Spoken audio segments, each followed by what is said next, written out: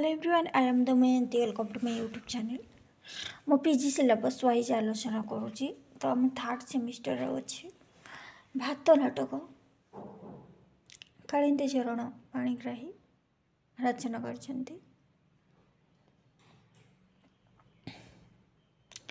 तार चरित्र प्रथमे देखिबा भात नाटकर पुरुष चरित्र अछन्ति वीर विक्रम राय जे कि जमीदार, जयी जमीदार पुत्र, अनंत जयर बंधु बा देशक्रमी, दामा जमीदार पियादा ने जमीदार पाखरे से चाकरी करे, बालिया से चाकर,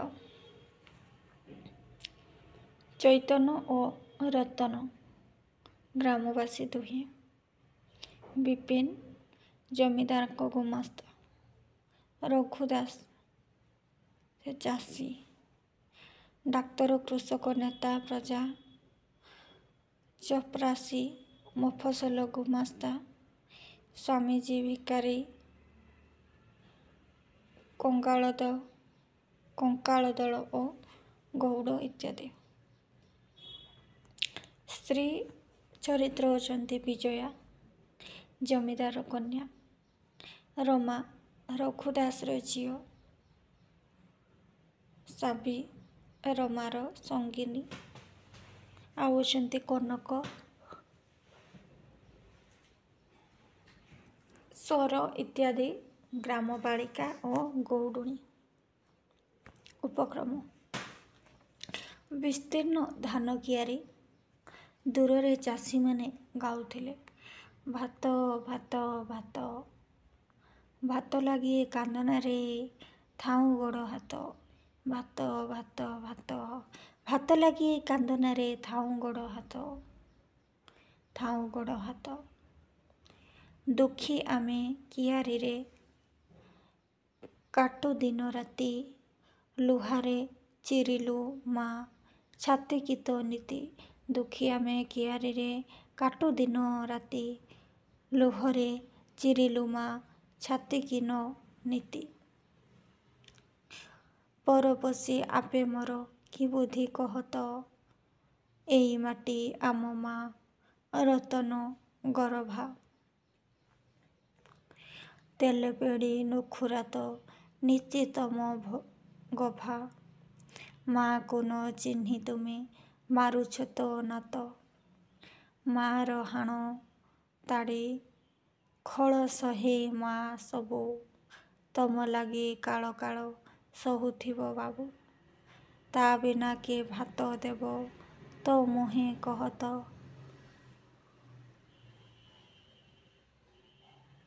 माँ कले गतु आमे पाचिला कियारी, पवन खेड़ाई दिए सुनार लहरी। फटा बुकु फूले देखी तो हाथे दात। प्रथम अंक प्रथम दृश्य भदुआ मास मन रखिबे कौ मास भदुआ मास पानी खरा सहर तली हरिपुर गाँ मालर धान कियारी एटा मन रखिबे कौ गाँर नाम होची हरिपुर गाँ मालर धान कियारी कियारी मझिरे हिड़ बाटटिए खूब दूर को पड़ी ताहारी कररे गोटिए झंका गछ दूररू शुभुची हलुआ गीत धान कटाड़ींकर हलुआ गीत एतिकी बेले साइकेल चढ़ी गाँ जमीदार पुओ जयी बाबू से बाटरे जाउथिले देखिले आग चकारे पवन नाही साइकेलू ओह्लेई पंप देबाकू लागिले रघुदासर झील रमा बापा पाई भात घिनी बिल आड़कू चलीछि जयींकर दृष्टि पड़िला ता उपरे रमा अढणा टाणी मफसलर लज्जाशीला बालिका परी बाट आड़ेई चलीगला तार बापर संधान रे जयी ताहार जीवा बाट को किछि समय चाही साइकेल चढ़ी चलीगला। ରମା ଗଛ ମୂଳକୁ ଆସି ଭାତ ଭାତ ଆଣିଛି ବାପା ବାପା। ରମା ବାପା ରଘୁ ଦାସ ଦୂରରୁ ଝିଅର ଡାକ ଶୁଣି ଧୀରେ ଧୀରେ ପାଖକୁ ଆସିଲା। ଖରାଟାକୁ ଚାହିଁ ଦେଇ ଝାଳ ପୋଛି ଝାମ୍ପିଟା ମୁଣ୍ଡରୁ କାଢ଼ିଦେଲା। ରମା ନିଅ ବାପା, ବେଳ ଆସି 3 ପହର ହବ, ଭାତ ଗଣ୍ଡାକ ଖାଇଦେଇ। ରଘୁ ଭାତ ତାଟକା ହେଇଗଲା, କାରଣ ତାଙ୍କ ଘରେ ତ ଚାଉଳ ନଥିଲା ଭାତ ରାନ୍ଧିବା ପାଇଁ। ରମା କହୁଛନ୍ତି, ହଁ ବାପା, ଆମ ଘରେ ତ ଚାଉଳ ନଥିଲା। କମଳି ନାନୀ ଘରୁ ଉଦ୍ଧାର କରି 2 କୁଞ୍ଜା ଚାଉଳ ଆଣିଥିଲି ଯେ। ରଘୁ କମଳି ଘର ଫେର ଆମକୁ ଉଦ୍ଧାର ଦେଲା। ହଉ ଆଣ, ରଖ। ରମା ଥୋଇଲା। ରଘୁ ଖାଇ ବସିଲା। ଜମିଦାରଙ୍କ ଗୁମାସ୍ତା ପିଆଦା ଓ ନାଗରାବାଲା ଖୁଣ୍ଟା ସହିତ ପ୍ରବେଶ କରି ନାଗରା ଦେଲେ। ରଘୁ ଭାତ ଗୁଣ୍ଡାଟି ପକେଇ ଦେଇ ଉଠି ଠିଆ ହେଲା। ଗୁମାସ୍ତା ରଘୁ ଦାସ ଖଜଣା ଖଜଣା। ରଘୁ ଦେଇ ତ ପାରିନାହିଁ ଆଜ୍ଞା, କାଳ ମହରଗରେ ପେଟକୁ ବୋଇଲେ ପିଠିକି ଅଣ୍ଟ ନାହିଁ। ଗୁମାସ୍ତା ସେ କୈଫିୟତ ଜମିଦାରକୁ ଦେବୁ। କିଏ ତୋର ଚାକର ହେଇନାହିଁ ଯେ 17 ଥର ତ ଦୁଆରକୁ ଦୌଡ଼ୁଥିବ। ରଘୁ ପାଚିଲା କିଆରୀ, ଦିନ କେଇଟା ତକେଇଲେ ଖଜଣା ନେଇ ଗୋଡ଼ ତଳେ ହାଜର କରିଦେବି। ଗୁମାସ୍ତା ବାବୁ ଗୋଡ଼ ତଳେ ହାଜର କରିଦେବା ଦରକାର ନାହିଁ, ଆମେ ତୋ ଗୋଡ଼ ତଳକୁ ଆସିଛୁ ଦେଲୁ। ରଘୁ ଏଇନେ ଆଉ କାହିଁ ବାବୁ, କାଲିଠୁ ଘରେ ଚୁଲି ଲାଗି ନଥିଲା ଯେ। ଗୁମାସ୍ତା ଆରେ ସେ କଥା କହି ମୁଣ୍ଡ ଗଡ଼େଇଲେ ଚଳିବ ନାହିଁ। ସମସ୍ତେ ତ ସେମିତି କହିଲ, ଆଉ ଜମିଦାର କ'ଣ ଭୋକରେ ମରିବ? ଖଜଣା ଏଇନେ ଦେବୁ କି ନାହିଁ ପଦେ କଥା। ରଘୁ ଟିକିଏ ନ ତକେଇଲେ। ଗୁମାସ୍ତା ଦେ ରେ ଦାମିଆ ଖୁଣ୍ଟା ପୋତ, ନାଗରା ବଜା, ରହିଲା ଏ କ୍ଷେତ ଜବତ। ତୁ ଚାଲ ରଘୁ କଚେରିକି, ଯାହା କରିବାର ଜମିଦାରଙ୍କ ପାଖରେ କହିବୁ। ଚାଲ ଦାମା, ୟାକୁ ସାଙ୍ଗରେ ନେଇଆ। ଚାଲିଗଲେ। ରମା ବାପା ଭାତ ଗଣ୍ଡାକ ଖାଇଦେଇ। ଦାମା ଚାଲ ଚାଲ, ଏ ବସି ଭାତ ଖାଇବ, ଆମେ ଅନୁସରଣ କରି ଠିଆ ହୋଇଥିବୁ। ରମା ହାତ ଟାଣି ବସାଇବାର ଉପକ୍ରମ କରି କାଲିଠୁ କିଛି ଖାଇ ନାହାନ୍ତି ସେ ଦାମ ଭାଇ। କେତେ ଘଡ଼ି ଲାଗିବ? ତମେ ଚାଲ, ସେ ଯାଉଛନ୍ତି। ଜମିଦାରଙ୍କୁ ସବୁ କଥା କହି ଦିନ 3ଟା 4ଟାକୁ। ଦାମା ରଖ ରଖ ଭାତ, ଖାଇବାଟା ୟାର ଆଗ ହୋଇଗଲା, ଆମେ ସବୁ କେହି ଆଖିକି ଦିଶିଲୁ ନାହିଁ। ରଘୁ ହାତ ଧରି ଟାଣି ଚାଲ, ବସି ଭାତ ଖାଇବ, ସେଇଠୁ ଟିକେ ଫୁରୁସତ ନେବ। ଆଉ ବାପା ପାଇଁ ଗୋଟେ ଗଦି ପାରି ଦେଉନୁ, ଶୋଇ ଉଠି ଟହଲରେ କଚେରି ଯିବ। ହାକିମ ଆମର ଆଇଲେ, ଚାଲ। ଟାଣି ନେଲା। ରମା 2 କୋଶ ବାଟ କଚେରି। ଦାମ ଭାଇ 2 ଗୁଣ୍ଡା ଭାତ ଖାଲି। ଦାମା ହଁ ହଁ, ଏତେବେଳକୁ ଦାମ ଭାଇ ଆଉ। ରମା ଥରେ ଭାତ କଂସାକୁ ଓ ଥରେ ବାପାକୁ ଚାହିଁଲା, ଆଖିରୁ ଲୁହ ପୋଛିଲା। ଦ୍ୱିତୀୟ ଦୃଶ୍ୟ। ପ୍ରଥମ ଦୃଶ୍ୟର ସମାପ୍ତ। ଦ୍ୱିତୀୟ ଦୃଶ୍ୟ। ଗୋଟିଏ ପାଖରେ ଅଇଁଠା ଖଲିପତର ପଡ଼ିଛି। ମେହେନ୍ତର ଆସି ଝାଡ଼ୁ ମାରି ଗଦା କଲା। ସେ ଝାଡ଼ୁ ମାରୁଥିବା ବେଳେ ଗୋଟିଏ କେତେ ନିରନ୍ନ କଙ୍କାଳ ସାର ଭିକାରୀ ପିଲା ବଡ଼ ବାଳକ ବାଳିକା ଉଦ୍ଗ୍ରୀବ ନୟନରେ ଚାହିଁଲେ ସେ ଖଲିରେ ଲାଗିଥିବା ଗୋଟିଏ କେତେ ଭାତକୁ। ମେହେନ୍ତର ଝାଡ଼ୁ ମାରିସାରି ଗଲା ପରେ ସେମାନେ ଦୌଡ଼ି ଆସି ଖଲିକୁ ଅନାଇ ସେଥିରେ ଲାଗିଥିବା ଭାତ ଝଡ଼ାଝଡ଼ି କରି ଖୁଣ୍ଟି ଖାଇଲେ। ଏତିକିବେଳେ ଆସିଲେ ଜୟୀ ଆଉ ତାର ବନ୍ଧୁ ଅନନ୍ତ। ଦୁହିଁଙ୍କ ହାତରେ ଦୁଇଖଣ୍ଡି ସାଇକେଲ ବେଲ୍ ଦେଲେ ବି ଭିକାରୀମାନେ ବାଟରୁ ଘୁଞ୍ଚୁ ନାହାନ୍ତି। ଦୁହେଁ ଠିଆ ହେଲେ। ଦୁଇଟି ପିଲା ଖଣ୍ଡିଏ ପତ୍ରରୁ ଗୋଟିଏ ଦିଇଟା ଭାତ ଟୁଙ୍ଗିବା ପାଇଁ କଳି କରି ମାଡ଼ଗୋଳ ହେଲାବେଳେ ତାଙ୍କୁ ଛଡ଼ାଇ ଦେବାକୁ ଯାଇ ଅନନ୍ତ ତାଙ୍କ ସାଇକେଲଟା ବଢ଼େଇ ଦେଲେ ଜୟୀ ହାତକୁ। ଅନନ୍ତ ଧର ତ ଭାଇ ଟିକିଏ। ପିଲାମାନଙ୍କ ମାଡ଼ଗୋଳ ଛଡ଼ାଇ ଛି ଛି ଏ କ'ଣ କରୁଛ? ଭିକାରୀ ଭାତ। ଅନ୍ୟ କେତେଜଣ ଭିକାରୀ ଭିକାରୁଣୀ ସେ ବାଟ ଚାଲିଗଲେ। ଅନନ୍ତ ହଇରେ ପିଲା କିଏ ଅଛି ତୋର ଆଉ? ପିଲା କେହି ନାହିଁ ମୋର। ଭାଇ ଭଉଣୀ ନ ଖାଇ ନ ପିଇ ମରିଗଲେ। ଅନନ୍ତ ଜୟୀ ତୁ ପରା ଆଜି ଆମ ଚାଷ ଗାଁରୁ ଫେରୁଛୁ। ମଝିରେ ମଝିରେ ଗାଁ ଗହଳରେ ଗୋଡ଼ ଦେଲେ ଏମିତି କେତେ ଦୃଶ୍ୟ ତୁ ଦେଖିବୁ ରେ। କେତେ ଯେ ଏମିତି ଅନ୍ତରାଳରେ ଝଡ଼ି ପଡ଼ୁଛନ୍ତି ତାର ଖବର ରଖିଛି କିଏ?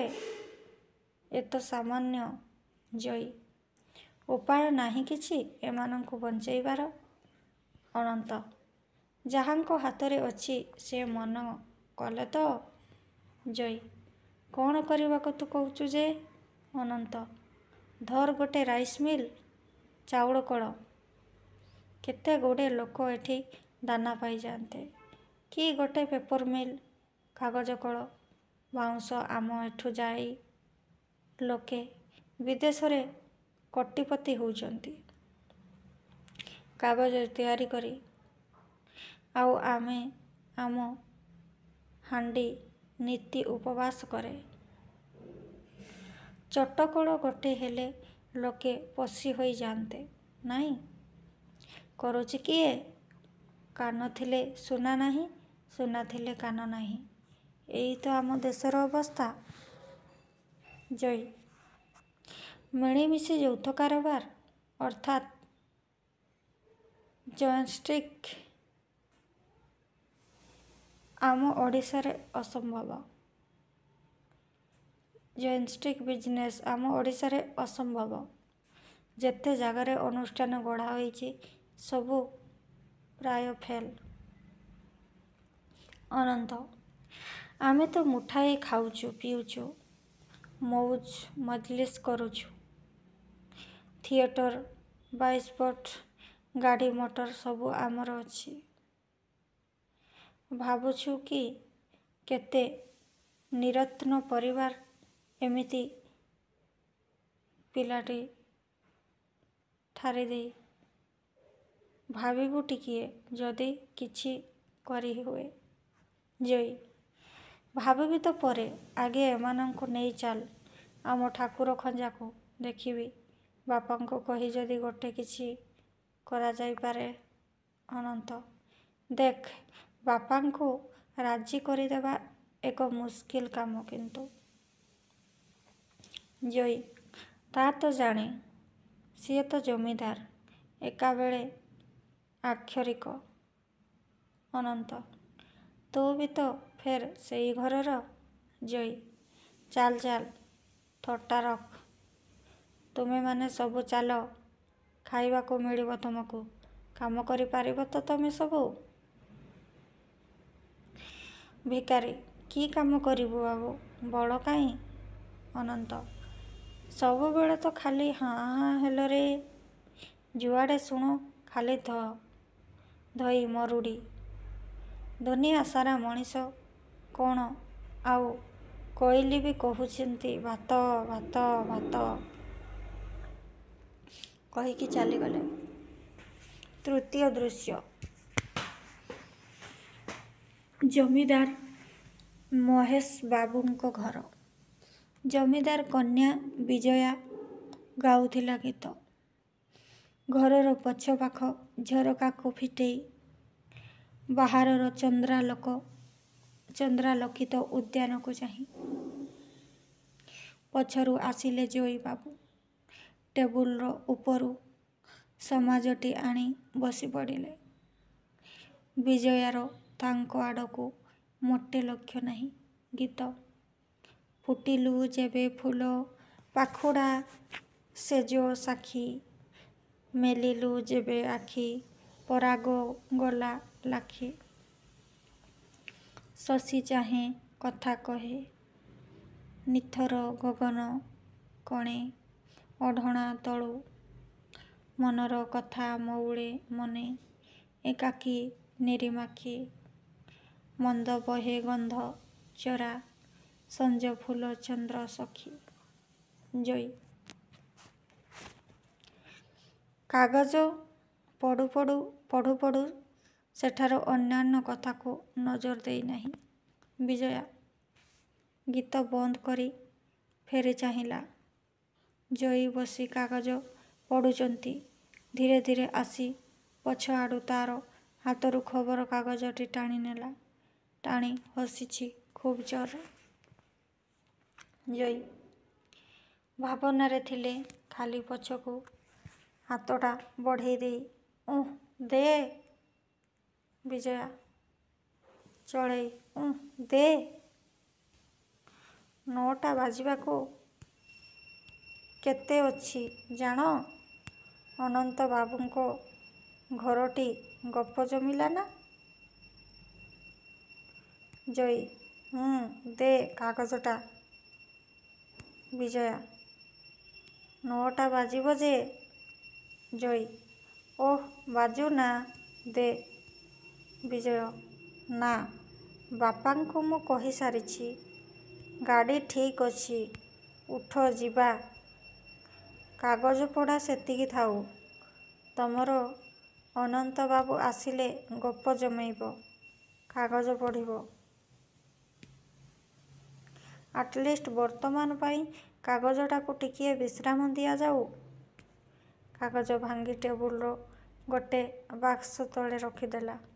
ଜୟୀ ଦେ କାଗଜଟା ଅଧା ହୋଇଛି, ସାରେ ଟିକିଏ। ବିଜୟା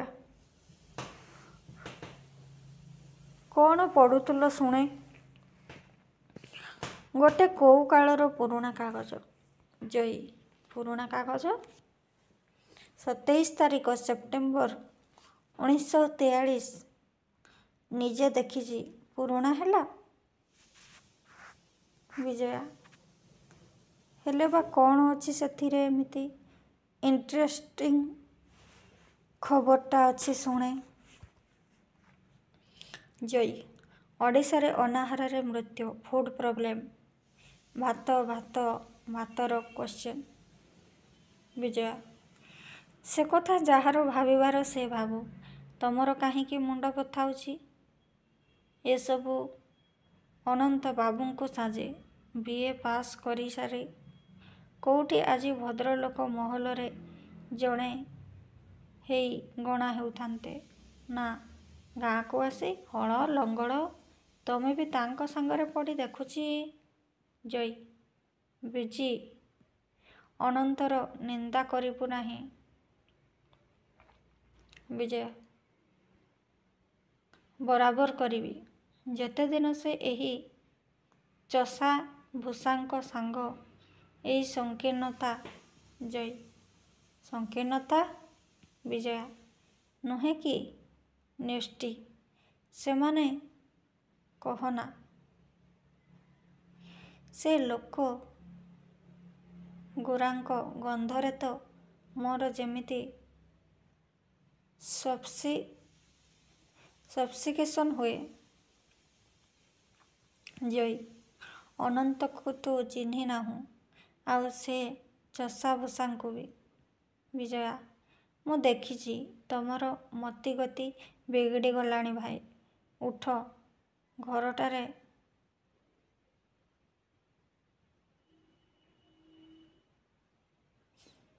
ବସି ବସି ମନେ ହେଉଛି ଯେମିତି ଗୋଟାଏ ବନ୍ଦୀ। ଚାଲ, ଟାଇମ୍ ହେଲାଣି ଯିବା। ଜୟୀ କୋଉଠି? ବିଜୟା ସିନେମା। ଜୟୀ ନା। ବିଜୟା କାହିଁକି? ଜୟୀ ଲାଭ ନାହିଁ କିଛି। ଆମ ଦେଶର, ଆମ ସମାଜର, ଆମ ପ୍ରାଣର କିଛି ମୁଁ ପାଏ ନାହିଁ ସେଥିରେ ବୋଲି। ଆଉ ରୂପ କଥାର ମୋହ ବି ମୋର ନାହିଁ। ବିଜୟା ବେଶ୍, ଥିଏଟରକୁ ଚାଲ। ଲକ୍ଷ୍ମୀ ଥିଏଟର ନୂଆ ଆସିଛି। ଶୁଣିଲି ସାଜସଜ୍ଜା ଖୁବ୍ ଭଲ, ନାଚ ବହୁତ। ଜୟୀ ବିଜି ସାଜ ପୋଷାକ କି ନାଚ ଦେଖିବାର ତୃଷ୍ଣା ବି ମୋର ନାହିଁ। ଆଉ ତା ଛଡ଼ା ବିଜୟା ଥିଏଟରଟା ବି ଖରାପ ଲାଗିଲା। ହୋପଲେସ୍। କି ପସନ୍ଦ ଯେ ତମର। ଜୟୀ ଷ୍ଟେଜଟାକୁ ମୁଁ ନାପସନ୍ଦ କରୁନାହିଁ ବିଜି। ଷ୍ଟେଜ ଦିଏ ଦେଶକୁ, ଜାତିକୁ, ଭାଷାକୁ ଜୀବନ। କିନ୍ତୁ ଏଇ ସାଜ ପୋଷାକ, ଏଇ ନାଚ ଦିଖଣ୍ଡ ନେଇ ନୁହେଁ। ଓଡ଼ିଶାର ଜାତୀୟ ଜୀବନ ପାଇଁ ଆହାର ଦରକାର। ବିଜୟା ତାର ଅର୍ଥ? ଜୟୀ ଅର୍ଥ? ଭାଷାରେ ମୌଳିକତା, ଭାଷାରେ ଉନ୍ମାଦନା, ତାପରେ ଦେଶର ଚିତ୍ର, ସମାଜର ଆବର୍ଜନା ଦୂର ହେବାର ବ୍ୟବସ୍ଥା। ଆଉ ନାଟକଟି ହେଇଥିବ ଆମର ନିଜ ସମ୍ପତ୍ତି। ରଙ୍ଗମଞ୍ଚରେ ଏଇସବୁ ଦରକାର। ଆଉ ଖାଲି ନାଚ ପୋଷାକ ଏଗୁଡ଼ା ହେଲା ଲୋକଙ୍କୁ ଭୁଲାଇବା କଥା। ବିଜୟା ବାଃ, ତମର ଯେ ପରିକଳ୍ପନା। ଜୟୀ ବେଶ୍, ତୁଇ କହୁନା। ଖାଲି ନାଚ ବା ବେଶରୁ ଆମେ ପାଇଲେ କ'ଣ? ଦୁଇଖଣ୍ଡ ନାଚ ପୋଷାକର ଚାକଚକ୍ୟ। ଏଇଟା ହେଲା ଭେଳିକି ଲଗେଇ ଲୋକର ଆଖି ଭୁଲେଇବା ଜିନିଷ। ସମାଜକୁ, ଦେଶକୁ, ଭାଷାକୁ ମିଳିଲା କ'ଣ? ପରଦେଶର ଗୁରାଏ ଆଇଡଲ୍, ହୁଏତ ଗୁରାଏ ଆବର୍ଜନା ଆଣି ଆମ ଘରେ ଭର୍ତ୍ତି କରିବା ଦରକାର ନାହିଁ କିଛି। ଆମ ଦେଶକୁ ଚାହୁଁ, ତାର ଅଭାବ କ'ଣ? ଦେଖ ସେ ଚାହେଁ କ'ଣ, ବୁଝ। ବିଜୟା ହଠାତ୍ ଘର ପଛପଟେ ଆସିଛି ରମା। ହାତରେ ଖଣ୍ଡିଏ କଂସା ଓ ଖଣ୍ଡିଏ ଥାଳି। କାନିରେ ବନ୍ଧା ହୋଇଛି ଦି'ପଟ ତାଡ଼ି। ବିଜୟା ଦେଖି ଘୃଣା ଦୃଷ୍ଟିରେ କିଏ? ରମା ମୋ ନାଁ ରମା, ଆପଣଙ୍କ ଜମିଦାରର ଜଣେ। ବିଜୁ ତା ବୋଲି ଏଠି କ'ଣ? କଚେରିକି ଯା। ଗୋଡ଼ରେ ଗାଡ଼ିଏ ପଙ୍କ କାଦୁଅ ନେଇ ଘର ଭିତରକୁ ଆସି ରମା ଚମକି ପଡ଼ିଲା। ସେ ଧମକଉଛି ହେଲା, ମାନେ କାଦୁଅ ନେଇକି ଘରକୁ ପଳେଇ ଆସିଲୁ। ଜୟୀ ଛି ବିଜୁ। ବିଜୟା ଦେଖ ନା ଭାଇ, କି ଅପରିଷ୍କାର। ଗୋଡ଼ଟା ଧୋଇ ଘରେ ପଶିଥିଲେ ତ। ଜୟୀ କଥାର ବାଧା ଦେଇ କ'ଣ କହୁଛ ତୁମେ? ରମା ଗାଁ ଆମର ଏଠିକି 2 କୋଶ ହବ। ହରିପୁର। ଜୟୀ ଓଃ, ଅନନ୍ତ ବାବୁଙ୍କ ଚାଷଘର ପାଖେ? ରମା ହଁ। ବିଜୁ ବେଶ୍, ଏ ରାତି ଅଧରେ ଏଠି ଘର ଭିତରେ କ'ଣ କାମ? ରମା ଖଜଣା ଦେଇ ପାରିନଥିଲୁ। ପାଚଲା କିଆରୀ 4-5 ଦିନ ତକେଇଥିଲେ ଦେଇଥାନ୍ତୁ।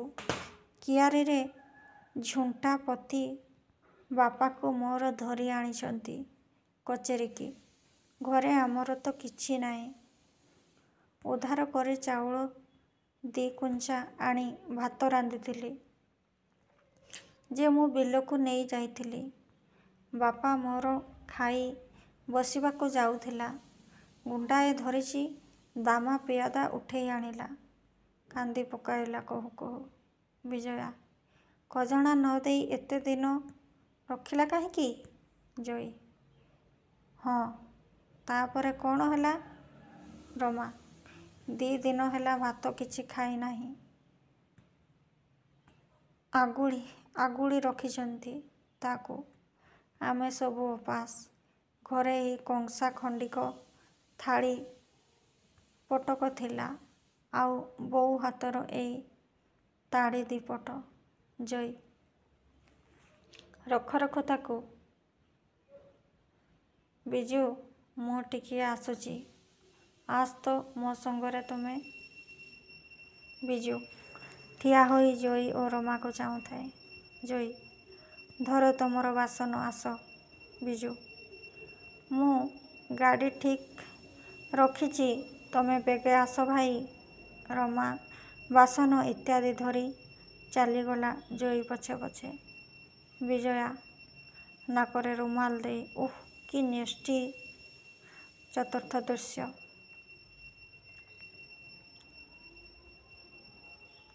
ଅନ୍ଧାର ହୋଇଛି।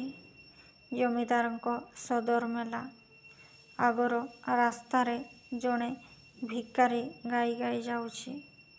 ରବି ଛୁଇଁଲା ଆସି କାନ୍ଥି ତଳିକି, ହସ କାନ୍ଦକୁ ଦେଇ ଗଡ଼ିକି। ଜାଳିବାକୁ ନାହିଁ କାହା ଘରେ ସଞ୍ଜ ସଳିତା, ଖାଇବାକୁ ମିଳୁନାହିଁ ଖୁଦ ପେଜ ବଳିତା। ଉଆସ କାହା ଘରେ, ଆଖିରୁ ଲୁହ ଝରେ। ଛୁଆ ମୁହଁରୁ କାଟି, ମା ତା ପେଟ ପାଳେ। ହସି କିଏ ପାଳୁଛି ଦିଆଲିକି, ପାଟ ପୀତାମ୍ବର କିଏ ପିନ୍ଧୁଛି ଅସୁମାରୀ। ଜୟୀ ଟିକିଏ ଏଇଠି ଥା, ମୁଁ ସାଙ୍ଗେ ସାଙ୍ଗେ ଆସୁଛି। ରମା ସେଠି ଠିଆ ହୋଇ ରହିଲା କାଠ ପିତୁଳା ପରି। ଅଳ୍ପ କାଳ ପରେ ଆସି ଦାମା ପିଆଦା ରମାକୁ ଦେଖି ଖୁବ୍ ଆନନ୍ଦ ହୋଇ ଦାମା କହୁଛି, ରମା ଆରେ ରାତି ଅନ୍ଧାରଟାରେ କେତେବେଳୁ ଆସି ଠିଆ ହୋଇଛୁ, ଆଉ ଡାକୁନାହୁଁ ଟିକିଏ। ଛି ଛି, ତୁ କ'ଣ ମନେ କଲୁ ସେଦିନ ମୋତେ 2 ପଦ ଗାଳି ଦେଲୁ ବୋଲି ମୋ ମନ ଭାଙ୍ଗିଗଲା। ରମା ବିରକ୍ତି ହୋଇ ଦାମା ଦାମା ଏ ଅନ୍ଧାରରେ କିଏ କୋଉଠି ଅଛି ଯେ ତୁ ଫେର୍ ଏମିତି ସେଇଦିନ ପରି ପାଖକୁ ଆସିଲା। ରମା ଦାମା ଘୁଞ୍ଚ କହୁଛି, ଭଲ ହବ ନାହିଁ। ଡାକିବି ଏଇନେ? ଦାମା ମୁଁ ତ ଭଲକୁ କହୁଛି ରମା। 5 ମାଣ ଜମି ମୋର। ତାପରେ ଦେଖୁଛୁ ତ ଜମିଦାର ଘର ଚାକିରି। କ'ଣ ଖାଇବା ନା ପିଇବା ନା ହାଡ଼ିମି, କୋଉଥିରେ ଊଣା? ବାପାକୁ ତୋର ଆଜି ଖାଇଲା କଂସାରୁ ଉଠେଇ କେମିତି ପଗଡ଼ି ଆଣିଲି। ରମା ତୁ ଯେବେ ଟିକିଏ କହିବୁ ତ ଏଇନେ ତୋ ବାପାକୁ ମୁକୁଳେଇ ଆଣିଦେବି। କ'ଣ କହୁଛୁ? ରମା ମୋର ବାପାକୁ ମୁଁ ମୁକୁଳେଇ ନେବି, ତତେ କହୁନେଇ। ତୁ ଯିବୁ କି ପାଟି କରି ଡାକିବି ଏଇନେ? ଦାମା ଆଚ୍ଛା ଆଚ୍ଛା, ଦେଖୁଛି ରହ ତୋ ଦିମାକ୍। ବାପା ଅରଜୁଛି ବୋଲି ତ ହାତଟେ କି ଗୋଡ଼ଟେ ଯେବେ ନ ଭାଙ୍ଗି ଛାଡ଼ିଛି, ମୁଁ ତ ବାପାର। ଫେର୍ ମୋ ନାଁ ଦାମା ଗଉଡ଼ ନୁହେଁ, ଦାମା ରାଉତ ନୁହେଁ, ଜାଣିଛୁ ତ ମୋତେ? ରମା କାନ୍ଦି ଉଠି ଦାମା। ଆସି ପହଞ୍ଚିଲେ ଜୟୀ। ଜୟୀ ଦାମା କ'ଣ? ଦାମା ସର୍ବଦଳାଏ ହାରାମଜାଦି ଟୋକୀ। ଜୟୀ କଥାରେ ବାଧା ଦେଇ, ଏଇ ଦାମା ଦାମା ହଜୁର, ଏ ଗୋଟେ ଛତର ଖାଇ ଟୋକୀ ଆସି ଏଠି ମୋତେ ଯାହା ନ ଆମେ ମୁହଁକୁ ଗାଳି ଦେଇଛି। ଜୟୀ ତତେ ଗାଳି ଦେଲା? ଦାମା ତା ବାପଠି ଖଜଣା ବାକି ଧରି ଆଣିଛି ବୋଲି ମୋର ସତ ପୁରୁଷ ଉଝାଳୁଛି। ମାଇକିନାଟା ଛାର ବୋପାଠି ଏତେ ସୁଆଗ ଯେବେ ସରକାରୀ ଖଜଣା ଖଣି ଦେଇ ଗଣି ଦେଇ ବାପାକୁ ମୁକୁଳେଇ ନେ। ଆରେ ରହି ନାହିଁ ମୋତେ, ଚିହ୍ନି ନାହିଁ ମୋତେ କିଏ ବୋଲି? ଦାମାଟି ମ ଗରଭିଣୀ ଗାଈ ବାଟ ଛାଡ଼ିବ ମୋ ନାଁ ଶୁଣିଲେ। ଆଉ ତୁ ତ ଛାର। ଜୟୀ ଆଚ୍ଛା ତୁ ଯା, ମୁଁ ବୁଝୁଛି। ଦାମା ତରାଟି ଚାହିଁ ଚାହିଁ ସେଠୁ ଚାଲିଲା। ଅନ୍ତରାଳରେ ରହି ସବୁ ଦେଖୁଥାଏ ଜୟୀ। ରମା ଛୋଟଲୋକ ସେଗୁଡ଼ା। ଟଙ୍କା ପକେଟରୁ କାଢ଼ି କେତେ ଟଙ୍କା ଖଜଣା ବାକି? ରମା ମୁଁ ଜାଣେ ନାହିଁ। ଜୟୀ ଏଇ 20 ଟଙ୍କା ନିଅ, ଗୁମାସ୍ତା ପାଖକୁ କଚେରିକି ଯାଅ, ଯାଇ ଟଙ୍କା ହବ ଦେଇ ବାପାଙ୍କୁ ନେଇ ଘରକୁ ଯାଅ। ବଳିଲେ ବାକି ଟଙ୍କା ଘରେ ଖରଚ କରିବ। ରମା ଟଙ୍କା ନେଇ ସାନବାବୁ, ଟଙ୍କା ଏ ଟଙ୍କା ମୁଁ କ'ଣ କରିବି? ଜୟୀ ଛି ଛି କାନ୍ଦନା, ନେଇଯାଅ। ଟଙ୍କା ନ ଦେଲେ ବାପାକୁ ଛାଡ଼ିବେ କେମିତି? ରମା ଏ ଟଙ୍କା ଫେର କୋଉଠୁ ଶୁଝିବି ବାବୁ? ଜୟୀ ତୁମେ ନିଅ ତ, ଏଇଟା ତ ଆଉ ମହାଜନୀ ଟଙ୍କା ନୁହେଁ। ରମା ସାନବାବୁ ଧାନ କଟା ହେଲେ ଦେବେ। ଜୟୀ ଆଚ୍ଛା ଆଚ୍ଛା ତୁମେ ଯାଅ ନା ଆଗେ ବାପାକୁ ନେଇ ଘରକୁ। ଦାମା ଅନ୍ତରାଳରୁ ବାହାରକୁ ଆସି, ଟଙ୍କା ମିଳିଗଲା ରମା ନା? ରମା ଦାମା ଆଚ୍ଛା। ଚାହିଁ ଚାହିଁ ଅନ୍ୟ ଦିଗକୁ ଗଲା। ନେକ୍ସଟ ପଞ୍ଚମ ଦୃଶ୍ୟ।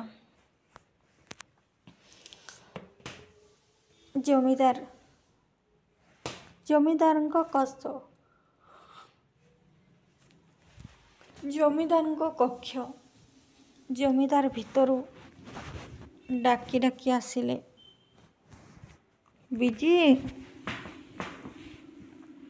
ବିଜୟା ଆସି ପହଞ୍ଚି, ଆଜ୍ଞା। ଜମିଦାର କିଲୋ ତମେ ସବୁ ଗଲ ନାହିଁ କି?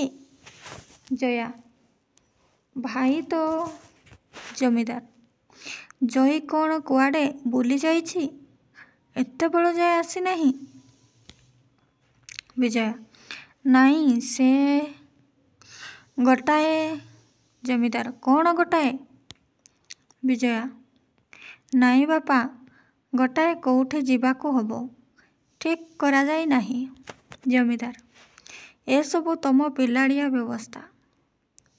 ଏଇ ତ ଆସି 9ଟା ବାଜିଲା।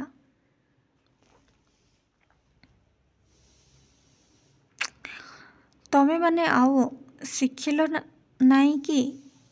ଜୀବନରେ ବି ହୁଏତ ଶିଖି ପାରିବ ନାହିଁ। ବିଜୟା କାହିଁକି? ଜମିଦାର ସିନେମା ହେଉ ବା ଥିଏଟର ହେଉ, ଏଠି ଷ୍ଟାର୍ଟ ହୁଏ ଠିକ୍ 9ଟା ବେଳେ। ଯିବାକୁ କହୁଥିଲୁ, ଯଦି ଯିବାର ହୁଏ ବିଫୋର ଟାଇମ୍ ପହଞ୍ଚିବା ଉଚିତ। ବିଜୟା ମୁଁ କ'ଣ କରିବି, ଭାଇ ଆସିଲେ ସିନା। ଜମିଦାର ତମ ଯିବା କଥା ସେ ଜାଣିଛି ତ? ବିଜୟା ହଁ ମୁଁ ତାକୁ କହିଛି। ଜମିଦାର ତେବେ ଆଉ ଗଲା କୁଆଡ଼େ? ଏଡ଼େ ପିଲାଟାଏ ହେଲାଣି, କୌଣସି ବିଷୟରେ ଗୋଟିଏ ସମୟ ଜ୍ଞାନ ହେଲା ନାହିଁ। ବିଜୟା ନା ବାପା, ସେ ବୋଧହୁଏ ହଁ ଅନନ୍ତ ବାବୁଙ୍କ ଘରେ ଥିବେ। ସେଠି ଯଦି ବସିଗଲେ ଜମିଦାର, ଆରେ ବାବୁ ବସ, ମନା ନାହିଁ। ଅନନ୍ତ ଖରାପ ପିଲା ନୁହେଁ, ମୁଁ ଜାଣେ। ତା ବୋଲି ଆଚ୍ଛା, ତୁ ପ୍ରସ୍ତୁତ ହୋଇଯା। ତାକୁ ମୁଁ ଅନନ୍ତ ଘରକୁ ଡକେଇ ପଠଉଛି। ଯାଉ ଯାଉ। ହଁ, କୋଉଠିକି ଯିବ ମନେ କରିଛ? ବିଜୁ, ଭାଇଙ୍କର ଇଚ୍ଛା ନୁହେଁ ସିନେମା ଯିବା। ଆଉ ଥିଏଟର କଥା? ଜମିଦାର, ବେଶ୍, ଥିଏଟରକୁ ଯା। କିଛି ସମୟ ମନ ବଦଳେଇ ଆସିଲେ ହେଲା। ବିଜୁ, କିନ୍ତୁ ବାପା, ଅଯଥାଟା ଟଙ୍କା ଖର୍ଚ୍ଚ କରି ଥିଏଟର ଦେଖି ଲାଭ କ'ଣ? ଜମିଦାର ଫେରି ଆସି ହସି ହସି, ବାଃ, ତୋର ଫେର ଏ ବୁଦ୍ଧି କେବେ ହେଲା ମା? ବିଜୁ, ନାଇଁ ବାପା, ମୁଁ କ'ଣ କହୁଥିଲି କି, ଥିଏଟରଟା ଖରାପ ଜିନିଷ ନୁହେଁ। ଯଦି ସେଥିରେ ଆମ ଦେଶର ଆଇଡ଼ିଆ ଆଉ ଭାଷା, ଭାବ, ଆମ ଡୋମେଷ୍ଟିକ୍ ଲାଇଫ୍ର ଗୋଟାଏ ସୁନ୍ଦର ଛବି ନଥାଇ ବିଦେଶୀ ଭାବଭଙ୍ଗୀ ଏସବୁ ଏନକରେଜ୍ କରିବାଟା। ଜମିଦାର ହସି, ମୋଟେ ଠିକ୍ ନୁହେଁ। କିନ୍ତୁ ତୋର ଏସବୁ ଜ୍ଞାନ। ବିଜୁ, ଏଇ ତ ଠିକ୍ ସଞ୍ଜବେଳେ ଭାଇଙ୍କ ସାଙ୍ଗରେ ସେଇ କଥା। ଜମିଦାର, ସଞ୍ଜବେଳେ? ଜୟୀ କ'ଣ ତାହେଲେ ଘରୁ ସଞ୍ଜ ପରେ? ବିଜୁ, ନାଇଁ ବାପା, ଆଜି ନୁହେଁ, କାଲି ସଞ୍ଜବେଳେ ଭାଇଙ୍କ ସାଙ୍ଗେ କଥା ହେଉଥିଲି। ଜମିଦାର, ଓଃ, ତାହେଲେ ମୁଁ ଅନନ୍ତ ଘରକୁ ଲୋକ ପଠାଉଛି, ସେ ସେଇଠି ଥିବ, ଚାଲିଗଲେ। ବିଜୟ, ଓହୋ, ଧରା ତ ପଡ଼ି ଯାଇଥିଲି। ମୁଣ୍ଡରେ ହାତ ଦେଇ ଚୌକିରେ ବସି ହସିଲା। ଜୟୀ ପ୍ରବେଶ କରି, ବିଜୟ ହଠାତ୍ ଚୌକିରୁ ଉଠି ଜୟୀର ମୁହଁରେ ହାତ ଦେଇ ଚୁପ୍ ହେବାକୁ ନିର୍ଦ୍ଦେଶ କରି ହସି ଅନ୍ୟ ଘରକୁ ନେଇଗଲା। ଜୟୀ କିଛି ବୁଝି ନ ପାରି ଯାଉ ଯାଉ ପଚାରିଲା, ମାନେ? ବିଜୟ, ଆସ କହୁଛି। ହସି ହସି ଭାଇଙ୍କୁ ଟାଣି ନେଲା। ଷଷ୍ଠ ଦୃଶ୍ୟ। ଗାଁ ମୁଣ୍ଡର ଧାନଖଳା। ରମା କୁଲାରେ ଧାନ ଉଡ଼ାଉଥିଲା ଆନନ୍ଦରେ ଗୀତ ଗାଇ। ପାଖରେ ଗୋଟିଏ ବୋଝରେ ରଖା ହୋଇଛି ବୋଝେ ଧାନ। ଗୀତ ପଦେ ପଦେ ଧରିଛି, ଧାନ ଉଡ଼ାଉଛି। ମାଟି ପେଟ ପାଟି, ମା ଦେଖା ଦେଲା ମୁଣ୍ଡେ ଧାନ କେରି କେରି। ମା'କୁ ଖୋଜୁଛୁ ବାଟୋଇ କାହିଁକି, ଅନାଥରେ ଫେରି ଫେରିରେ।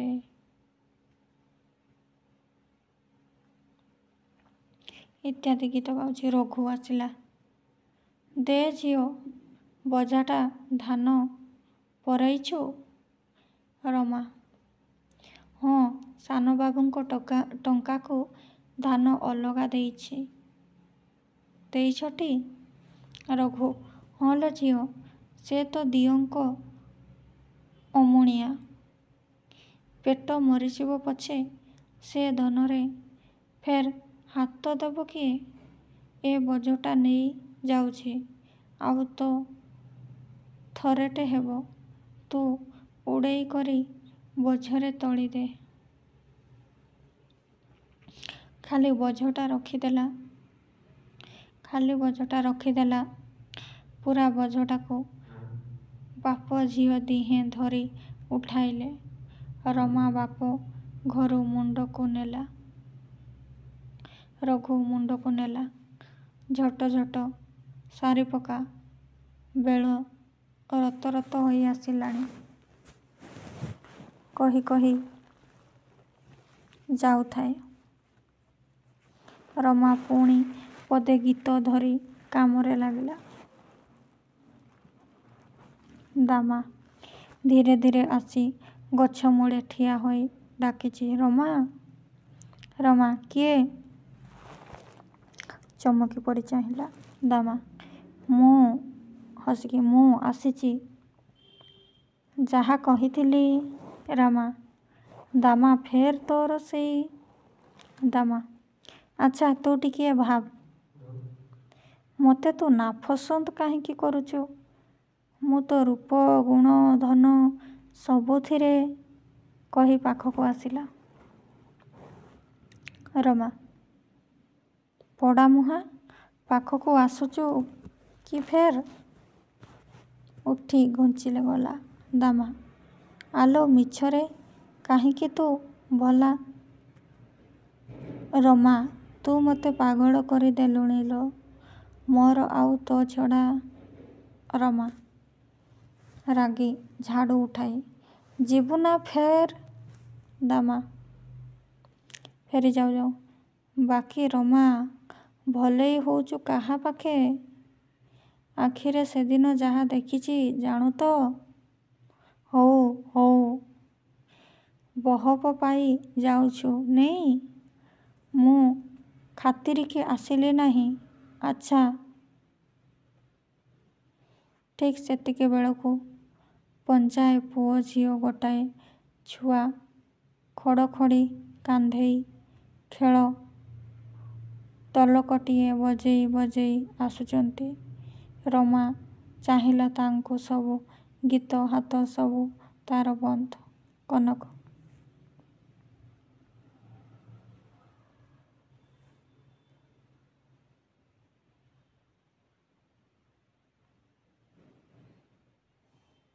ରମା ରାଗିକି ଝାଡ଼ୁ ଉଠାଇ ଯିବୁ ନା ଫେର? ଦାମା ଫେରିଗଲା। କନକ ରଖରେ ବେହେରା ପୁଅ, ଝିଅଟା ମୋର ଘରୁ ଯିବ। ମାନେ ସେ ଯେତେବେଳେ ଝାଡ଼ୁ ଉଠେଇକି ଫିଙ୍ଗିଲା ସେଟା ଯାଇକି ବାଜିଲା ଜମିଦାରଙ୍କ ପୁଅ ଉପରେ।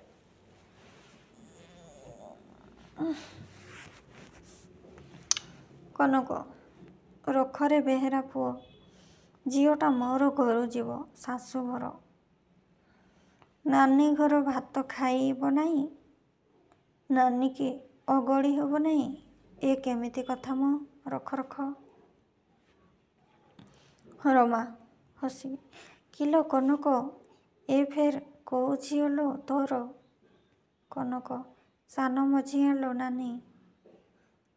ସରଦି ଆଜି ତା ବର ଆସିଛି ତାକୁ ନବାକୁ ଯେ ଫେର ତ ସାହି ପଡ଼ିଶା ଅଛନ୍ତି, ସବୁଆଡ଼େ ଟିକେ ବୁଲେଇ ଦେଖେଇ ଦେଇଥାଏ। ପୁଣି ଯାଇ କେବେକୁ ଆସିବ ସିନା। ତେଣେ କୁଣିଆ ଚର୍ଚ୍ଚା ହେବ ଯେ ତୋର କ'ଣ ଅଛି ମୋର ରନ୍ଧା ବଢ଼ା କିଛି ବୋଇଲେ କିଛି ହେବାକୁ ନାହିଁ। ଦେ ତୁ ଆଇଲୁ ଝିଅକୁ ଟିକିଏ ଶଙ୍ଖଳି ଯା, ଆଉ କ'ଣ ଦବାର ମୁହଁ ଚୁହାଁ ଦେ ଆ। ରମା ହସି ଓହୋ କି ଘରକରଣାଟେ କରିଛୁ ଲୋ। କନକ ମଲା ଛୁଆପିଲା ଗୁରାକ, ମୁଁ କ'ଣ ତମରିମାନଙ୍କ ପରି ଅଘରୀ ହେଇଛି କିଲୋ? କ'ଣ କରିବି ଲୋ ନାନୀ, ଏଇ କେତେ କ'ଣ ବୋଝ ସଇଲା। କାଲିକି କାଲି ନଣ୍ଡାଟିର ବାହାଘର। ଆ ତୁ ଆଇଲୁ ଝିଅକୁ ଦେଖ। ରମା ଆସି ଖଡ଼ଖଡ଼ିରୁ ଝିଅକୁ କାଢ଼ିଲା। ମଲା ହୋଇତ କେତେ ଗହଣା ଗାଣ୍ଠି ଝିଅକୁ ଦେଇଛୁ ଏ କାଳ ମୋହରକରେ। କନକ ଆଲୋ ଝିଅ ଘିଅ ରହିଲେ ଗନ୍ଧାଏ, କାଳ ମୋହରକ ବୋଲି ବୋଝ କ'ଣ ରହିବ? ଅଳ୍ପେ ବହୁତେ ହାତ କାନ ମୁଣ୍ଡ ସବୁକି ସବୁ ସଜେଇ ଦେଇଛି। ଦେ ତୁ କ'ଣ ଦବୁ ଦେଲୋ। ମୁଢ଼ି ଉଖୁଡ଼ା ହାଣ୍ଡିଟେ ନ ଦେଲେ ତ ହବ ନାହିଁ। ଛିଟ କି ପାଟ ଖଣ୍ଡିଏ ତ ହବ। କୋଉ କଥା ନ ହେଲେ ଚଳୁଛି। ରମା ହଉ ଆମର ତ ଗରିବ ଘର ଲୋ କନକ, ଏଇ ଧାନତକ ନେ ଝିଅ ସାଙ୍ଗେ ଶଙ୍ଖଡ଼ାରେ ଦେବୁ। କନକ ହଉ ଉଠାରେ ଧାନକ କାନିରେ ବାନ୍ଧିଲା। ଉଠାରେ ବେହେରା ପୁଅ ଖଡ଼ ଖଡ଼ି ଉଠା। ଯାଉଛି ଲୋ ନାନୀ ତୋର କ'ଣ ଅଛି? ଘଡ଼ିଏ ପହଡ଼େ ବସି ତୋ ପାଖେ ଦୁଃଖ ସୁଖ ହେବାକୁ। ଝିଅ ବୋଝ ପରା ଜାଣୁନୁ ରମା। ହଁ ଗୋଟେ ଘରକରଣା ମାଇପିଟେ ତୁ। ମୁଁ ଜାଣୁନାହିଁ ଆଉ କ'ଣ କନକ? ସେଇଆ ପରା। ବର ପିଲାଟି ଆସି ଗାଁ ମଣ୍ଡେ ହେବଣି। ପିଲାମାନେ ଚାଲିଗଲେ। ରମା ଲାଗିଲା ତା କାମରେ। ସିମିତି ଗୀତ ଗାଇ ଗାଇ ପିଲା ଗହଳି ଭିତରେ ଆସିଛି। ସାଇକେଲରେ ଜଇ ଚୁପ୍ କରି ସାଇକେଲ ଛାଡ଼ି ଗଛ ମୂଳେ ଛିଡ଼ା ହୋଇ ଏସବୁ ଦେଖିଲା ହସି ହସି। ରମା ଯେତେବେଳେ କାମରେ ଲାଗିଲା ଜଇ ପଛରୁ ଡାକିଲା ରମା। ଡାକି ଗଛ ମୂଳେ ମୁହଁ ଲୁଚେଇ ଦେଲା। ରମା ଚମକି ପଡ଼ାମୁହାଁ ଫେର୍ ଆସିଛୁ? ଝାଡ଼ୁ ଉଠାଇ ମାଇଲା ଶବ୍ଦ ଆଡ଼କୁ ଲକ୍ଷ୍ୟ କରି ସେଇଟା ବାଜିଲା ଜଇ ମୁଣ୍ଡରେ। ସାଇକେଲଟା ପଡ଼ିଗଲା ହାତରୁ ଛାଡ଼ି। ଜଇ ଓଃ ମୁଣ୍ଡରେ ହାତ ଦେଲା। ରମା କିଏ? ଦୌଡ଼ି ଆସି ଦେଖେ ଜଇ। ଚମକି ଉଠିଲା। ଜଇ ମୁଣ୍ଡରୁ ରକ୍ତ ବାହାରୁଛି। ରମା କାନିଟା ବଢ଼ାଉଥିଲା ପୋଛିବାକୁ। ସାହସ ହେଲା ନାହିଁ। ବୋଧହୁଏ କ'ଣ କରିବ ଠିକ୍ କରିପାରିଲା ନାହିଁ। ଜଇ ରକ୍ତ ପୋଛି ହସି ଚାହିଁଲା ରମାକୁ। ଥାଉ ସେ କିଛି ହେବନି। ରମା ହାତକୁ ଧରିଲା। ଦ୍ୱିତୀୟ ଅଙ୍କ। ପ୍ରଥମ ଦୃଶ୍ୟ। ଜମିଦାରଙ୍କ କକ୍ଷ। ଜମିଦାର ଓ ଦାମା। ଜମିଦାର ଶ୍ୟାମଚରଣ ଦାମାକୁ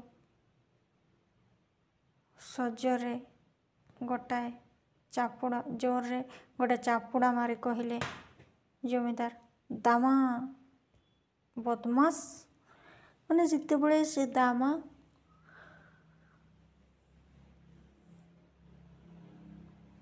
ରମା ଆଉ ତାଙ୍କ ପୁଅର କଥା ଜମିଦାର ପାଖରେ କହୁଛି ସେ ସମୟରେ ଜମିଦାର ସେ କଥା ବିଶ୍ୱାସ କରୁନାହାନ୍ତି। ତାଙ୍କ ଭିତରେ ପ୍ରେମ ସମ୍ପର୍କ ଅଛି ବୋଲି ଏବଂ ତାଙ୍କ ଗୋଟେ ଚାପୁଡ଼ା ମାରିଲେ ବଦମାସ ଦାମା। ହଁ ଆଜ୍ଞା ମୁଁ ଜମିଦାର। ଫେର୍ ଯା ବାହାର ଆଖି ଆଗରୁ ମୋର। ସାହସ ତୋର କମ୍ ନୁହେଁ ଏ କଥା କହିବାକୁ। ଜାଣୁ ତୁ କାହା ଆଗେ କ'ଣ କହୁଛୁ? ଦାମା ଆଜ୍ଞା ମୁଁ ଯାହା ଆଖିରେ। ଜମିଦାର ଆଖିରେ ଦେଖେଇ ପାରିବୁ? ତା ନହେଲେ ଦାମା ଆଉ କୋଉଦିନ ଫେର୍ ସେ। ଜମିଦାର ଖବରଦାର ତେର କହୁଛୁ ଦାମା। ଯା ବାହାର ମୋ ଆଖି ଆଗରୁ ଆଗେ ଯା। ଅଙ୍ଗୁଳିରେ ବାହାରକୁ ଯିବାକୁ ନିର୍ଦ୍ଦେଶ ଦେଲେ ଓ ଦାମା ସଭୟେ ଚାଲିଗଲା। ଜମିଦାର ଶ୍ୟାମଚରଣ କିଛି ବେଳ ତା ଯିବା ବାଟକୁ ଚାହିଁ ରହି ପଦଚାରଣ କଲେ। ଘରଟା ଯାକରେ ସାନ ବାବୁର ନଜର ପଡ଼ିଛି ଗୋଟେ ଛୋଟ ଲୋକର ଘରେ। ହଁ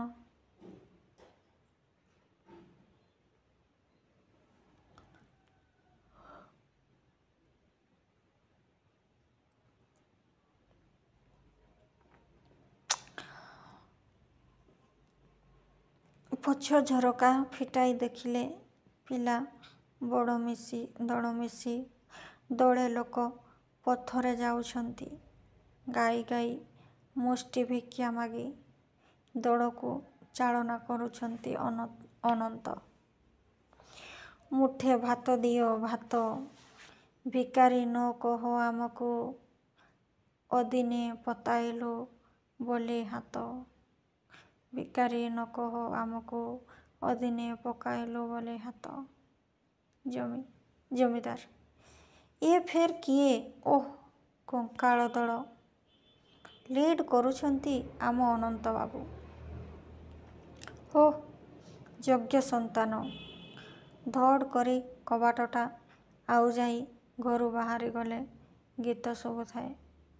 ସେଇ କୋଠରୀକୁ ଜମିଦାର କନ୍ୟା ବିଜୟା ଟିକିଏ ଛାଡ଼ି ଆସି ଦାମାକୁ ଡାକିଲେ, ବିଜୁ, ବିଜୁ, ଏଣେ ଆ।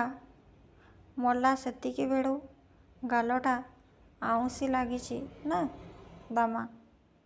ସେ କ'ଣ ଗଲାଣି କି ଦେଇ?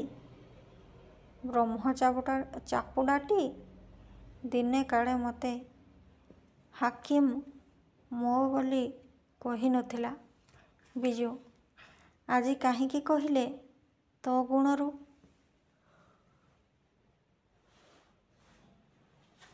ଦାମା, ଦେଇ, ମୁଁ ସିନା ଭଲକୁ କହିଲି, ସେ ବୁଝିଲେ ଓଲଟା। ବିଜୁ, ତୁ ଭାରି ସିଧା କହିଲୁ ନା ଦାମା? ମୁଁ ଦେଖିଛି ପରା ଦେଇ, ସାନବାବୁ ମେଞ୍ଚେ ନୋଟ ସେ ଟୋକିକି ଦେଲେ। ବିଜୁ, ତା ବୋଲି କ'ଣ? ଦାମା, ନା, ସେ ଦବାରେ କ'ଣ କିଛି କଥା ଥିଲା କି? ତାଙ୍କ ଦବା ଭଙ୍ଗ ଭିତରେ ଦେଲାବେଳର ସେ ଆଖି ଚାହାଣି ଏସବୁ ଦେଖିଲେ। ବିଜୁ, ଦେଖିଲେ ମାନେ? ସାନବାବୁ ଜମିଦାର ପୁଅ। ଖୁସି ହେଲା, ପ୍ରଜାଙ୍କୁ 5-10 ଟଙ୍କା ଦେଲେ, ତା ବୋଲି? ଦାମା, ହଉ ଦେଇ, ସେମିତି 5-10 ଟଙ୍କା ଦେଇଥିଲେ କ'ଣ ମୁଁ କିଛି କହୁଥିଲି ନା? ସେ ପରା ମେଞ୍ଚାଏ। ଦେଇଟି ହାତ ଦେଖାଇ, ଏକଦମ ଏତେ। ବିଜୁ, ଏତେ ହେଉ ସେତେ ହେଉ, ଦେଲେ ସେ ତାଙ୍କର ଖୁସି। ତୋର ଏ କଥା ବାପାଙ୍କ ଆଗେ କହିବା କ'ଣ ଦରକାର ଥିଲା? କ'ଣ ନା ସାନବାବୁ ଗୋଟାଏ? ଦାମା, ହଁ ଦେଇ, ତାଙ୍କର ଆଖି, କାନ, ନାକ ଠିକ୍ କହୁଛି, ସେ ଗୋଟାଏ ତାଙ୍କୁ ନଷ୍ଟ କରିଦେବ। ଝିଅଟା କହୁଛି, ନା ରମା ନଷ୍ଟ କରିଦେବ ସାନବାବୁକୁ ବୋଲି ଦାମା କହୁଛି। ବିଜୁ, ଓଃ, ତୋତେ କଷ୍ଟ ହୋଇଗଲା ପରା। ଦାମା, ହବ ନାହିଁ ନା? ଯେତେହେଲେ ତ ମୋର ସେ। ବିଜୁ, ହଁ, ମୁନିବ ବିରୁଦ୍ଧରେ ଚାକର କଥା କହେ, ତାର ଦାନା ଛୁଟିବା ବେଳ ହେଲେ, ବୁଝିଲୁ, ମାନେ ତାର ଚାକିରି ଯିବ ଜାଣ। ଦାମା, ଅପ୍ରସ୍ତୁତ ହୋଇ ଚାଲିଯିବାକୁ ଯେମିତି ବାଟ ଦିଶିଲା ନାହିଁ ତାକୁ। ତାର କଥା ଶୁଣିକି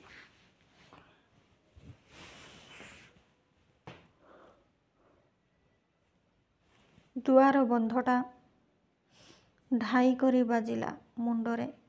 ଆଉଁସି କହିଲା, ଓଃ। ବିଜୁ,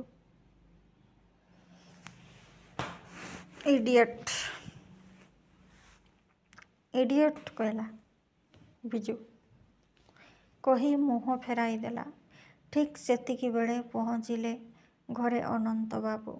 ହାତରେ ତାଙ୍କର କେତେଗୁଡ଼ାଏ କାଗଜ ମଡ଼ା ହୋଇ ରହିଛି। ରମାର ଇଡ଼ିଅଟ୍ ଶବ୍ଦଟା ତାଙ୍କର ଆସିବା ବେଳକୁ ବାହାରିଛି ଯେମିତି ରମା ତାଙ୍କୁ କହିଲା। ସେହିପରି ଲାଗିଲା। ଦେଖିଲା ବେଳକୁ ସେଇଟା ସେ ଦାମାକୁ କହିଛି। ଅନନ୍ତ ଟିକିଏ ଅପ୍ରତିଭ ହେଲା ବୋଧହୁଏ। କଥାଟା ଶୁଣି ଠିଆ ହୋଇଗଲା। ଥକ୍କା ମାରି କହିଲା, ଇଡ଼ିଅଟ୍? ବିଜୁ ହସି, ହଁ, ଇଡ଼ିଅଟ୍। ତା ନ ହେଲେ? ଅନନ୍ତ, କାହାକୁ କହୁଛ ତମେ, ବିଜୟା? ବିଜୁ, ଧର ଯଦି ବା ପୁଣି ମୁଁ କହେ। ଖୁବ୍ ହସିଲା। ତାପରେ କହିଲା ଅନନ୍ତକୁ ଚାହିଁ, ଇଡ଼ିଅଟ୍। ଅନନ୍ତ କ୍ଷୁବ୍ଧ ହେଲା କଥାଟା ଶୁଣି। ବିଜୟା, ଆଜି ଗୋଟେ ନୂଆ କଥା ଶୁଣିଲି। ବିଜୁ, ଠିକ୍ ତ କହିଛନ୍ତି। ନୂଆ କଥାଟା ଶୁଣିବାରୁ ତ ନୂଆ କଥାଟିଏ କହିଲି, ଇଡ଼ିଅଟ୍। ଅନନ୍ତ, ହଁ କହିପାର ତମେ ଆଉ ବି କିଛି, ଖାଲି ଏଇତକ କାହିଁକି? କହିଲେ ହଁ ତମେ କହିପାର, ତମେ ଆହୁରି କିଛି ବି କହିପାର, ଏତିକି କାହିଁକି? ବିଜୁ କହିବାର ଯଥେଷ୍ଟ ଅଧିକାର ବି ମୋର ଅଛି ଅନନ୍ତ, କାରଣ ତମେ ଜମିଦାର କନ୍ୟା, ଧନପତିର। ବିଜୁ ଅନନ୍ତ ବାବୁ ବାସ୍ତବିକ ତମେ ଅନନ୍ତ ଟିକିଏ ତକାଇ ହଁ କହିଦିଅ, ଲଜ୍ଜା ସଂକୋଚ ଭୟ କାହାକୁ? ମୁହଁର କଥାଟା ଅଧା ରହିଲା ଯେ କହ ଅନନ୍ତ ବାବୁ ବାସ୍ତବିକ ତମେ। ହଠାତ୍ ଘର ଭିତରକୁ ଆସିଲେ ଜମିଦାର, ତେଣୁ କାହା ଉପରେ ବିରକ୍ତ ହୋଇ ଆସିଛନ୍ତି। ଜମିଦାର ନନ୍‌ସେନ୍ସ। ଅନନ୍ତ ଆଶ୍ଚର୍ଯ୍ୟ ହୋଇ ଚାହିଁ ରହିଲେ। ବିଜୁ ତାର ପିତାକୁ ଜାଣେ, ପୁଣି ହସି ହସି ପଛକୁ ଘୁଞ୍ଚି ଗୋଟାଏ ଚୌକିରେ ବସି ସିଲେଇରେ ଲାଗିଲେ। ଜମିଦାର ଅନନ୍ତକୁ ଚାହିଁ, ତମେ ଏଠି, ତେବେ ବାହାରେ ଏ ପାଲା? ଅନନ୍ତ କ'ଣ? ଜମିଦାର ଗୋବିନ୍ଦ ଛଡ଼ା ଦୋଳଯାତ୍ରା ଯେ ତ ଅସମ୍ଭବ, ଇଏ ତ ଅସମ୍ଭବ। ଅନନ୍ତ ମୁଁ ତ କାହିଁ କିଛି। ଜମିଦାର ଓଃ ବୁଝିପାରୁନା, ଏଇ ବାହାରେ ଏତେ ଲୋକ କାହିଁକି ଏ ଝମଲା? ଶୁଣିଲି ତମେ ଗୋଟାଏ ଲିଡର ହେଇଛ, ବାପାର ଅନ୍ନ ଧ୍ୱଂସ କରି ବିଏଟା ପାସ୍ କରି ସାରି ଆଉ ବୋଧହୁଏ କିଛି ବେପାର ମିଳିଲା ନାହିଁ, ଶେଷରେ ଏଇ ରାଜଦ୍ରୋହ। ଅନନ୍ତ ରାଜଦ୍ରୋହ? ଜମିଦାର ନୁହେଁ, ଗୁଡ଼ାଏ କର୍ମକୁଢ଼ି କଙ୍କାଳଙ୍କୁ ମତାଇ ଏ କି ଲୀଳା ଚଲେଇଛ? ତମ ବାପା ମା ବଞ୍ଚିଥିଲେ ତମର ଏ ଆଚରଣରେ ଯେ ଖୁବ୍ ଖୁସି ହେଇପାରନ୍ତେ। ଅନନ୍ତ ମୁଁ ତ ସେମିତି କିଛି। ଜମିଦାର ଆଉ ୟାଠୁ ଅଧିକ ଅନ୍ୟାୟ ତମେ କ'ଣ କରନ୍ତ? ଅନନ୍ତ କ୍ଷମା କରିବେ, ଆପଣ ବୋଧହୁଏ ଉତ୍ତ୍ୟକ୍ତ ହୋଇଛନ୍ତି କୌଣସି କାରଣରୁ, ନ ହେଲେ। ଜମିଦାର କଲେଜର ବଡ଼ ଡିଗ୍ରୀଟାଏ ହାସଲ କଲେ ଲୋକ ଅନ୍ତତଃ ବିଜୟଶ୍ୱର ମର୍ଯ୍ୟାଦା ବୁଝେ ବୋଲି ମୋର ଧାରଣା ଥିଲା। ବୁଝିଲ ଅନନ୍ତ? ଅନନ୍ତ ବୁଝିପାରିଲି ନାହିଁ ମଉସା।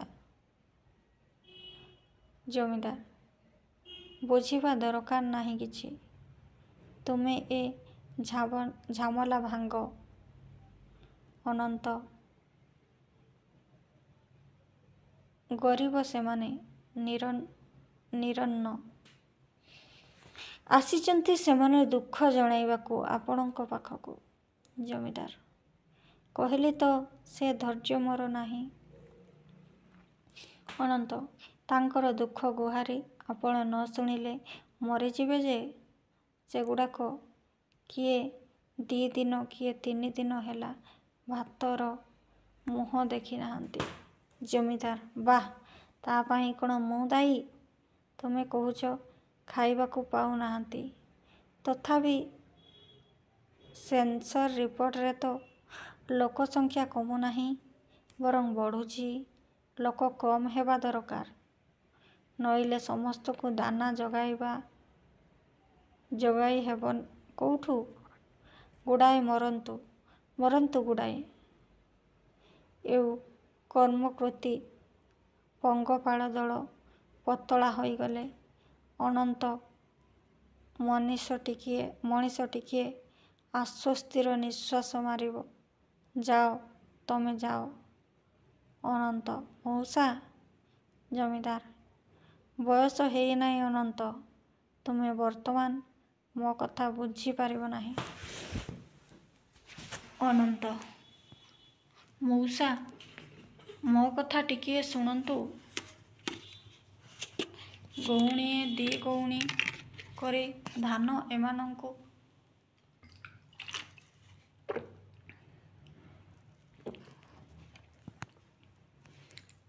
ଖମାରରୁ ପାଇବାକୁ ହୁକୁମ ଦିଅନ୍ତୁ। ତକେ ପିଇ ଦଣ୍ଡେ ଜୀ କରି ଏ କାଳଟା କାଟି ନେଲେ ଫେର ଏମାନେ ତ ଆପଣଙ୍କ ପ୍ରଜା।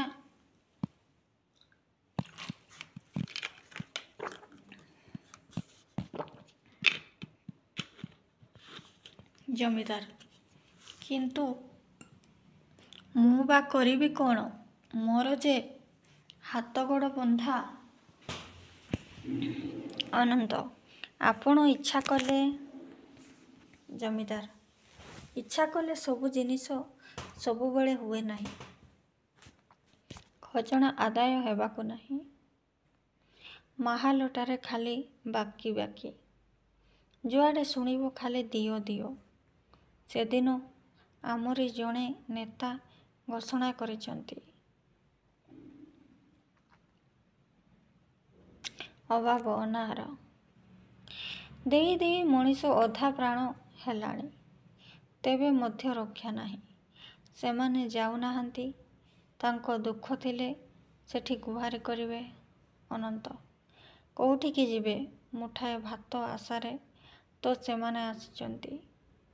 ତାର ଗୋଟାଏ କିଛି ବ୍ୟବସ୍ଥା କରି ନ ଦେଲେ। ଜମିଦାର, ମାନେ? ଦାମା ପ୍ରବେଶ, ଦାମା ପ୍ରତି କ'ଣ? ଦାମା ବାବୁମାନେ ସବୁ ଗୋଟିଏ ଗୋଟିଏ ଆସିଗଲେଣି। ହଜୁରକୁ ଖୋଜୁଛନ୍ତି।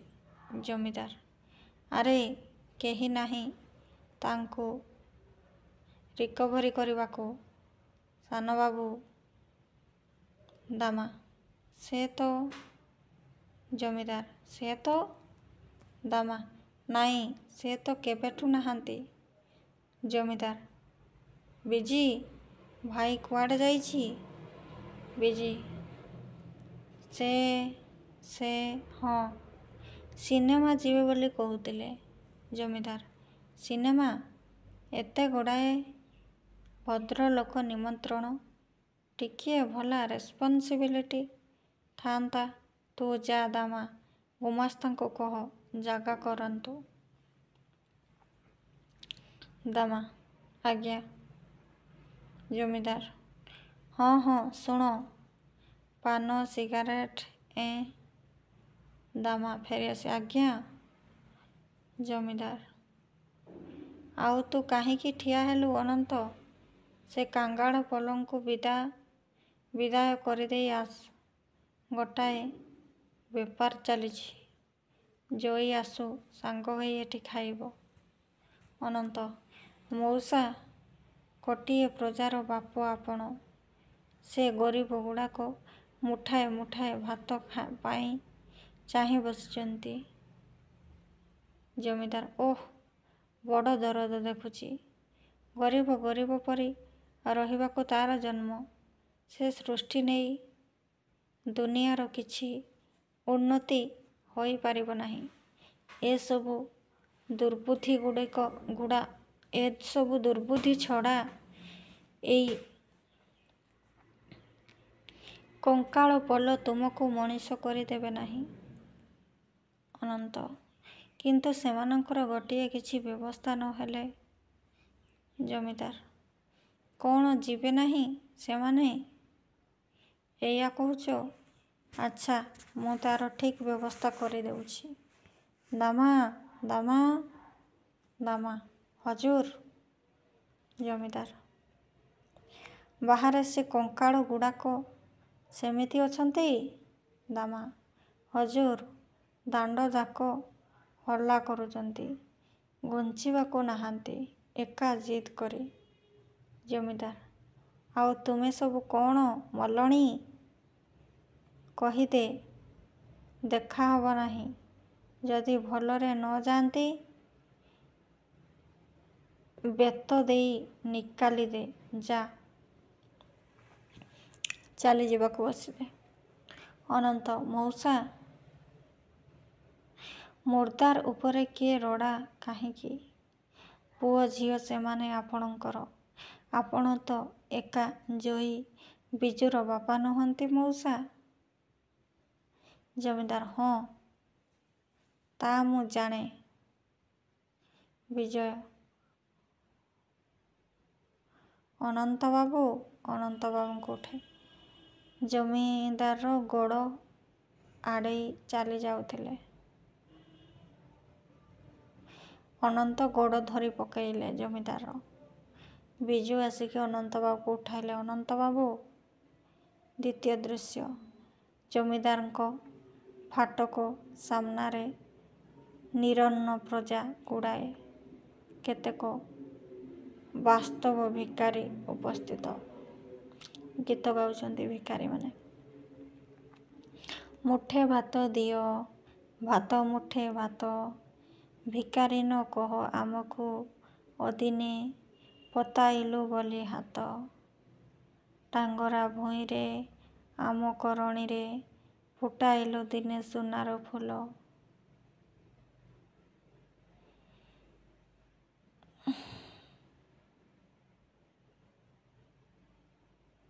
କାହିଁକି ଏଠି ହାଲ୍ଲା ଲଗେଇଛ? ଦେଖିବ ଏଇନେ। ଯା ସବୁ ଗୋଳମାଳ ଭାଙ୍ଗି ଏଠୁ। ଗୁମାସ୍ତା କହୁଛନ୍ତି। କାହିଁକି ଏଠି ହାଲ୍ଲା ଲଗେଇଛ? ପ୍ରଜାମାନେ କହୁଛନ୍ତି। ଗୁମାସ୍ତା ବାବୁ, କିଏ ଦି ଦିନେ ହେଲା ଉପାସ ଅଛୁ। ଜମିଦାରଙ୍କ ଆଗେ ଆମ ଦୁଃଖ କହିବାକୁ ଟିକିଏ ଦେଖା କରିଦେଇ ଦେଲେ ଚାଲିଯିବୁ। ଗୁମାସ୍ତା, ଦେଖା ଏଇନେ ହେବ ନାହିଁ। ହାକିମର ଭୋଜି ହଉଛି।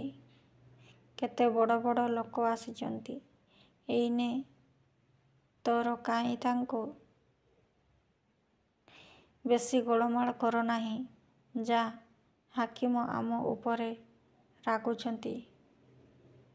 ପ୍ରଜା, ଆମେ ପୁଅ, ସେ ବାପ। ଆମେ ଠ ଠ ଉପାସ ରହୁଛୁ, ଦୁଃଖ କହୁଛୁ, କହିବୁ। ସେଥିରେ ଦେଖା ମିଳିବ ନାହିଁ। ହଉ, ଯେତେବେଳେ ଯାଏ ଦେଖା ନ ମିଳିବ ଆମେ ଏଠି ବସିଲୁ। ଆଉ ଜଣେ, ହଁ, ମୋ ଘରେ ଉପାସ, ଏଠି ଉପାସ। ଓଲଟି ଘରକୁ ଗଲେ ପିଲା ମାଇପଙ୍କ ଶୁଖିଲା ମୁହଁ, କାନ୍ଦଣା। ସେ ବିକଳ ଶୁଣିଲେ ଛାତି ଫାଟିଯିବ। ଏଠି ହେଲେ ବସି ରହ। ବସରେ ସଭିଏଁ। ଗୁମାସ୍ତା, ତୁମେମାନେ ଯିବ ନାହିଁ ତେବେ? ମୁଁ ଭଲରେ କହିଲି ଶୁଣିଲ ନାହିଁ। ପ୍ରଜା, କହିଲୁ ପରା, ଯାଇ ଯାହା ନ ଯାଇ ତାହା। ଆମେ ଏଠି ବସିଛୁ, ଯାହା କରିବାର କର। ଗୁମାସ୍ତା, ହଉ ତେବେ। ଦାମା ଆସିଲା। ଦେରେ ଦାମା, ଇଏ ମୋ କାମ ନୁହେଁ। ଏମାନେ ଜିଦ୍ ଧରି ବସିଛନ୍ତି। ଜମିଦାରଙ୍କୁ ଦେଖା କଲେ ଯାଇ ଯିବେ। ଯା, ଏଥର ତୁ ବୁଝ। ସେ ବୁଝନ୍ତି। ଦାମା, ହଉ ଆଜ୍ଞା। କିରେ କର୍ମକୋଢ଼ିଏ, ଯାଉଛ କି ନାହିଁ? ତମ ଯୋଗୁଁ ଆମେ ଗାଳି ଖାଇବୁ। କାହିଁକିରେ, ଯିବ ନା ଫେର ଏଇନେ? ପ୍ରଜା, ଦେଖା କରି ଦୁଃଖ କହି ଚାଲିଯିବୁ ଦାମା ଭାଇ। ଗୁମାସ୍ତା ବାବୁ ସିନା ହାକିମ, ତୁ କ'ଣ ଗରିବଙ୍କ ଦୁଃଖ ବୁଝୁନାହୁଁ? ଦାମା, ତାହାହେଲେ ତୁମେ ଯିବ ନାହିଁ ନା? ସମସ୍ତେ ନା। ଦାମା ଠେଙ୍ଗାରେ ପିଠି। ହଟ, ବପା ଥାରି ରଖିଛି। ଛତର ଖିଆର ଏଠି ଯା। ଲୋକେ କାନ୍ଦି ଉଠିଲେ। ଜମିଦାର ଦୋତାଲା ଉପରୁ ଚାହିଁ ଏ ଦୃଶ୍ୟ ଦେଖୁଥିଲେ। ହଠାତ୍ ସେ ଦଳ ମଧ୍ୟକୁ ଅନନ୍ତ ଆସିଲା। ସେ ମଧ୍ୟ ମାଡ଼ ଖାଇଛି। ତାପରେ ଆସିଛି ଦଉଡ଼ି କରି ବିଜୟା। ବିଜି, ଦାମା। ଦାମା ପ୍ରହାର ଉଞ୍ଚାଉଥିଲା ଅନ୍ଧ ପରି ମାରିବାକୁ। ଜମିଦାର ଉପରୁ ଡାକିଲେ, ଦାମା। ଦାମା ହାତରେ ପହଞ୍ଚିଥିବା ବାଡ଼ି ସେହିପରି ରହିଗଲା। ଜମିଦାରକୁ ଫେରି ଚାହିଁଲେ। ନେକ୍ସଟ ତୃତୀୟ ଦୃଶ୍ୟ। ଜମିଦାରଙ୍କ କକ୍ଷ। ଅନନ୍ତ ଓ ଜୟୀ। ଜୟୀ ମୁଣ୍ଡରେ ଆଘାତ। ଆଜିର ଆଲୋଚନା ଏତିକିରେ ସମାପ୍ତ। ପରବର୍ତ୍ତୀ ଭିଡ଼ିଓର ଅନ୍ୟ ଅଧ୍ୟାୟ ଆଲୋଚନା ରହୁଛି। ନମସ୍କାର।